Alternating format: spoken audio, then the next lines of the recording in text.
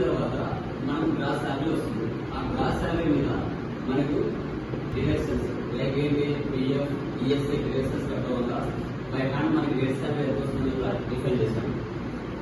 తర్వాత బ్యాంకు దగ్గర మనం లోన్లు తీసుకుంటే ఏ విధంగా మనం ఇంట్రెస్ట్ పే చేయాలో చెప్పాలి. మనం పుట్టినప్పటి నుంచి ఈ రోజు వరకు ఎన్ని రోజులు బతికాము, అది నెలల్లో కావచ్చు, రోజుల్లో కావచ్చు, సంవత్సరాలు కావచ్చు, ఎలా చేయాలని చెప్పారు. సో ఇవన్నీ మనం ఎక్సెల్ లో 1 by 1 చెప్పుకుంటూ వస్తాం. సో టుడే క్లాస్ లో మనకి ఏంటి స్టూడెంట్స్ మార్కెట్స్ సో ఏ విధంగా చేయాలి, వాటికి ఏ నెంబర్ ఆఫ్ ప్రాబ్లమ్స్, అదేవిధంగా ఫార్ములాస్ ఏమి ఉన్నాయి, వాటిని ఏ విధంగా మనం డిఫైన్ చేయాలి అనేది ఈరోజు క్లాస్ లో క్లియర్గా చెప్తాం. సో 10,45,576 రోజు ఉన్నాయి. బ్యాలెన్స్ ఎన్ని ఉన్నాయి? 4,300. ఇది ల్యాబ్ లోకి వెళ్ళిన తర్వాత మేము గైడ్ చేస్తాం.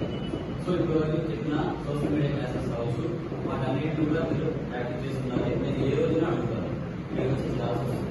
ఓకేనా? చూడండి. ఓకే చూడండి. సో అదేవిధంగా మనకి 1 to 3 కానీ ఈవెన్ మెంబర్స్ కానీ ఆర్డ్ మెంబర్స్ కానీ సండే మండే కానీ జనవరి ఫిబ్రవరి కానీ ఇలా ట్రాక్ చేయాలి కూడా తెలుసుకున్నాను. ఎంత చేశారు కదా? చూడండి. సో ఇక్కడ ఎవరంటే స్టార్ట్ బటన్, ఇక్కడ ఎక్సెల్, స్లైడ్స్ అంటే సో దీన్ని మనం నేమ్ బాక్స్ అని చెప్తాం, వీటిని ఫార్ములా బార్ అని చెప్తాం, వీటన్నిటిని రిఫరెన్స్ అని చెప్తాం.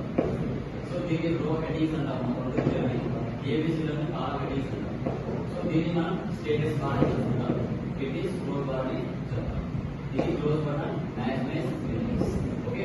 సో నిన్న క్లాస్ మనం ఏం చెప్తాను కొంచెం జూమ్ చేస్తున్నాను.